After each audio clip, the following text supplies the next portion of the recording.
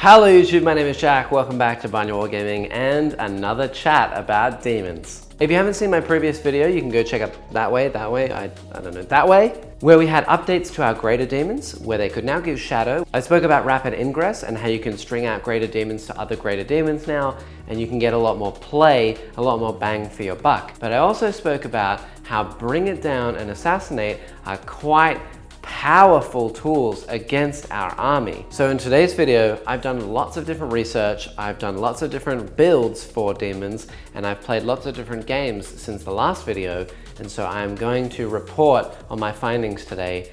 So let's see what's good and what's bad. Now, if you've never heard of Art of War before, Art of War is the competitive figurehead for all of Warhammer 40k. When I say that, I mean they are the YouTube channel that does competitive 40k more so than pretty much anyone else on YouTube. They're a collection of guys in the States, in the US, that play 40k and put up some pretty good results in competitive play and have some pretty good ideas on the state of the meta and what people should be playing. They do tier list videos of different armies and lists and all kinds of things like that. If you missed it, the other day they actually released a video where they put all of the armies in the game in Pariah Nexus into a tier list, and they put demons in B tier. Now, I actually agree with this. I don't think demons are actually that good.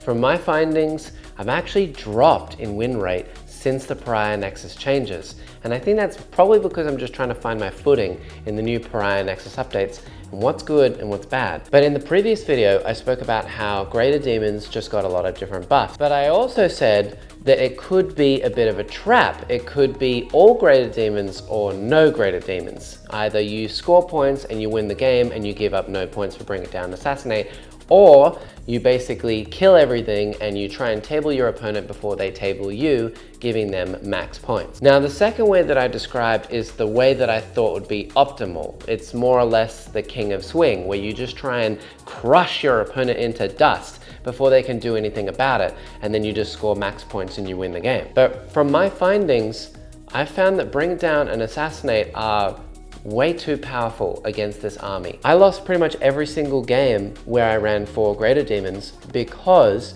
of running bring it down and assassinate against me. Even armies that had no CP regeneration were still able to just shoot me off the board and get max points without pretty much any effort at all. In fact, I even versed a Death Guard player, him and his friend, who teamed up against me to try and win because they had not played 10th edition, and in fact, they have barely played 40k at all, and I played my competitive list into them because I knew that Death Guard would make my whole army -1 to hit, and with Mortarion, I'd actually have to put in some effort.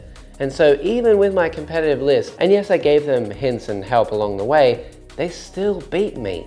Because bring it down and assassinate give up 10 points for each of the greater demons with 20 wounds, which is like half of them. So at the moment, I'm more or less a little bit lost as to what to do for lists. I've been making loads of different lists and trying to figure out what's good and what's not. And so now I'm gonna show you what I was running, what I changed to, and then 5 new list options that I've made with different units so that you can get some more idea for yourself on what would be good to run and what you can play in your local meta. So here we have what I was running before. This is the list that I discussed in the last video, where I said that you could take additional Screamer units or maybe additional Flamer units. The first thing I want to point out is that Screamers are always better than Flamers. In fact, I think Screamers of Tzeentch are actually the best scoring unit that we have. 75 points, they move 14. People don't really want to get in combat with them because they actually do have some punch. They do mortal wounds as well, and 3 wounds a pop with a 4-up invuln is actually quite a good profile to just fly around the board and be quite annoying. As for this part of the list, this is more or less the core, while this side does the scoring. I said that I put in a Bloodthirster. Now, I played I think 2 or 3 games with this list, and in the first game, the Bloodthirster did really well. But he did die along with Scarbrand, giving up 18 points, which is still a lot. You know, that's a lot of points to throw away, so I wasn't so convinced. And then in the 2 games after that, he got demolished. In fact, didn't really do anything, and the Nurgle side really held up well, while the Khorne side kind of didn't really help out. So I went about trying to change this list to see what else I could run and see if something else would be a little bit better, which is when someone pointed out to me that not only lone op characters can do some amazing work for your army, because there's loads of actions in the game where you have to survive now, and then you score your points in the next turn. Things like sabotage or recover assets or anything like that is quite good. And also the new Vect aura, the Lord of Deceit aura from Kairos, actually is quite powerful. So I changed my list to this. So what did I change? I took out the Bloodthirster for Kairos Fateweaver, I took out the Skull Cannon for the Changeling, and I took out the unit of Screamers over there, the second unit, and instead I put in a unit of 9 Nurglings. You're just gonna have to imagine an extra 3 there. Now why did I do this? Well, Kairos is actually quite good for defending midboard. He's a powerful character, lots of shooting to do things like pop rhinos, but he also gives that Vect aura of +1 to all of the enemy's CP costs within 12. So I was deep striking him 3 inches away into the midboard, making things very expensive for enemies because I knew that they would take Bring It Down, Assassinate, and trying to burn through all their CP so that they couldn't actually score anything against me. And the unit of 9 Nurglings stayed within range of the Great and Clean One for Feel No Pain, and also Shadow, and then within range of Kairos as well, so that I could use the Nurglings to screen around Kairos so that he could not be charged, he could only be shot, and then he would have a bit of shooting in return. I also changed the Skull Cannon for the Changeling so that I could do actions in midboard, maybe turn off some shooting. So while people try and kill me, I battle shock them, and then in my next turn, I basically just go in for the kill. Now, did this work? Yes, in one game. The first game I played it on stream, actually, this list did really, really well. Kairos burnt through all of Neil's command points, and the Nurglings performed amazingly. However, I still came close to losing because of Bring It Down and Assassinate being worth 10 points for each of these greater demons. Plus, I also had 1, 2, 3, 4 characters for Assassinate as well. So this list more or less crumbled against every other opponent. The curse of Bring It Down and Assassinate. It's just so powerful against this style of list. And from this point on, I was more or less confused on where to go and what to do next, because how do I deal damage and run the greater demons to give me buffs? But also, how do I not give up Bring It Down and Assassinate? It's such a catch-22. Where do we go from here? So let's take a look at 5 different lists that I've made with varying units of different things and different styles so that we can maybe try and avoid these problems or score in some way that allows us to get away without dying to Bring It Down and Assassinate. Now, this first list is one of those lists that had all of those problems. It worked really well, but I think more so in very specific scenarios. It has the 4 greater demons, it has Vect, it has my traditional core that has Scarbrand, the 2 great and clean ones, Epidemius, Skulltaker, etc, etc.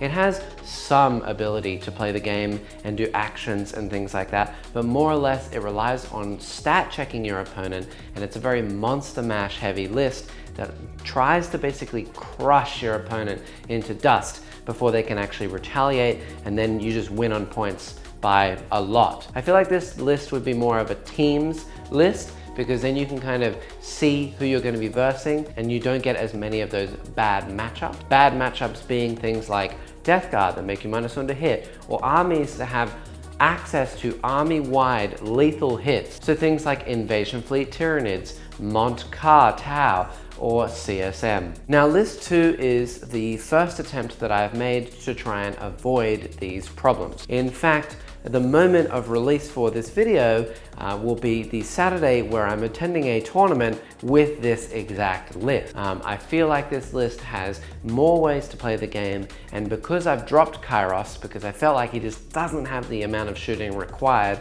to get through anything good, plus the nerfs to indirect as well make him less viable, I think that this style of list that only gives up 18 for Bring It Down is more of a bait for your opponent. Your opponents will sometimes take Bring It Down and Assassinate anyway, and if you can keep your Great and Clean One and potentially Rodigus as well alive, then at the end of the game, they're only gonna get 6 for killing Scarbrand, and they'll probably get maybe 8, potentially 12 for Bring It Down as well, and you will win the game on secondaries because of baiting them into a really, really hard to achieve secondary, like bring it down on 2 great and clean ones. Now list 3 is where we deviate from the normal and we try something completely out of the blue because literally nothing else was working. So some of the units that I think actually have some good play are Fate Skimmer Bombs and Fiends. Fiends were actually pointed out to me by the lovely Ola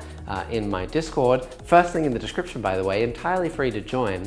But he pointed out to me that Fiends are actually not so bad in comparison to something like Blood Crushers, because Blood Crushers, yes, they do a lot of the things that Fiends do, but better, but they can't move through walls, whereas Fiends can move through walls. And if you can find ways to battle shock your opponent, then taking desperate escape tests from Fiends is actually really annoying. And they're actually only on 105 points for 12 wounds, and they have some decent melee on them as well. So things like Fiends are quite good as trading pieces to be able to take little objectives and do actions and things like that all over the board, because they can move through walls and they move 12, while things like Plague Bearers can be your battle line units to just deep strike, form screens, do actions, and just be generally annoying. 110 points for 20 wounds with a 5-up invuln at T5 is really not terrible. I think they're one of the better battle line units in the game, but the main core of this list is 3 Fate Skimmer Bombs. What does a Fate Skimmer Bomb do? Well, it gives lethal hits to all of the screamers in the unit, and because they are a unit of 27 wounds with a 4+ invulnerable save and 3 wounds a model, things like 2 damage weapons are really annoying into them. They just don't die that quickly. And yes, you do give up Assassinate, but only if they can get through to the 9 wound character at the end of your Screamer blob that moves 14 inches a turn. The Fate Skimmer Bombs also do mortal wounds every time they fly over something, and their rule allows them to go back up into Deep Strike and then land not in the next turn, in any turn that you want. Unlike the Demon rule where you have to go up and you must come back down in the next turn. The Fate Skimmer Bombs can stay in reserve, rapid ingress when your opponent is least expecting it, move 14, do some mortal wounds, and then hit something with 27 attacks, strength 6, -2, 2 damage, and lethal hits. It can be pretty savage. The only problem is that these Screamer Bombs hit on 4s, which kind of means that against an army like Death Guard, where they could make you hit on 5s or even 6s, means that you have no damage output and you're gonna spend most of the game just trying to score points anyway. If you have all of these units, please try it out and get back to me, because I think that that actually has some serious play. Now list number 4 is where we deviate even further and we get into using other forms of monsters and vehicles. And this one is for all of you Soul Grinder fans out there, and this is where we run 3 War Dogs and 3 Soul Grinders as the core of our army to deal damage. Now all of these units have access to Tank Shock. The Soul Grinders can still go up in the air and then Deep Strike again, and it means that you still only give up 12 points for Bring It Down. Yes, 6 of these models give up the same amount of points as 2 Great and Clean ones for Bring It Down.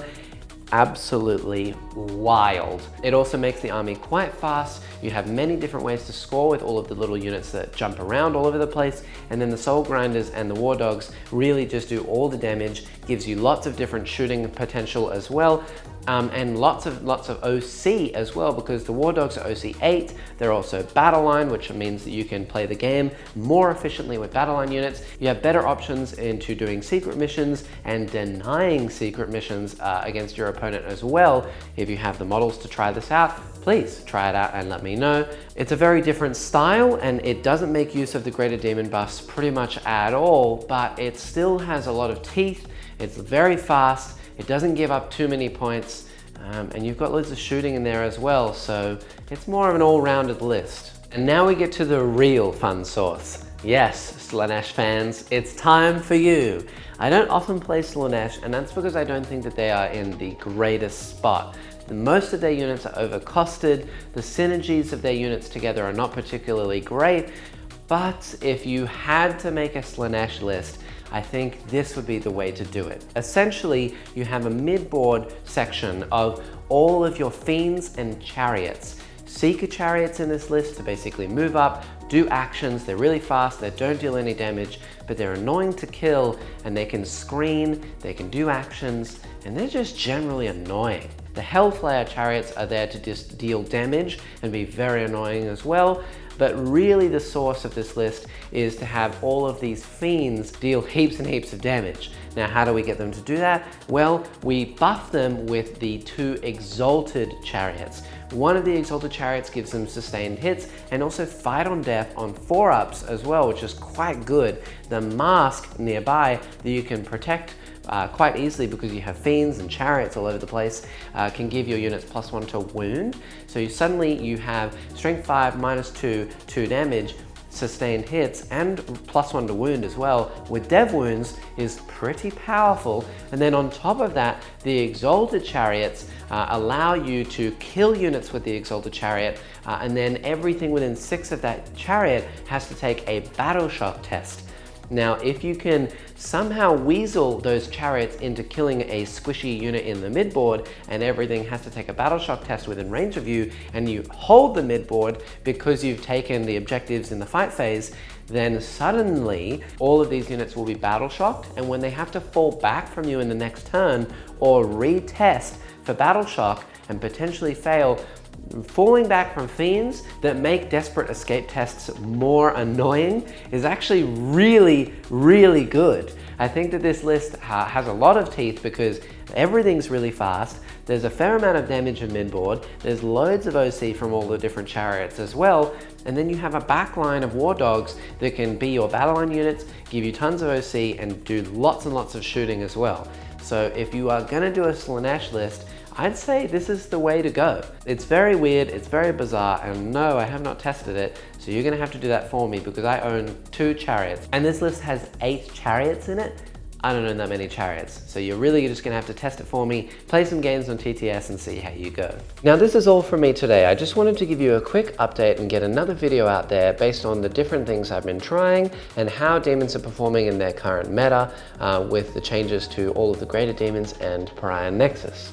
I've noticed that battle line units have become a lot more essential. Greater demons are actually a bit more of a bait than we first thought, and they're still quite overcosted. I think really, in my mind, the only ones that are actually worth their price are the 2 Great Unclean ones, Rodigus and a Great Unclean one.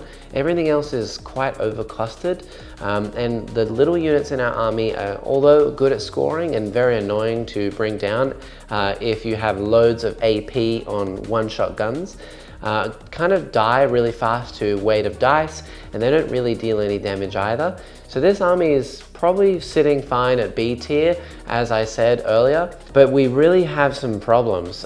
There's not a lot of ways to deal damage, shooting just isn't really an option, and it's still such a swingy army. If you fail like a 6-inch charge on a really important unit, you might just be out of the game. With all of that said and done, please join our Discord. It's the first link in the description and it's entirely free to join. You can unjoin at any time, and we have lots of different discussions down there about demons and about the state of the meta and what you are running. So if you want to link your lists down there, I will absolutely be replying to people down there, and I will give you my feedback as much as I can. Otherwise, leave me a comment on this video of how you've been playing demons in Pariah Nexus and what you've been testing, what you've been trying. I would love to hear back from you, and I reply to every single person who leaves a comment.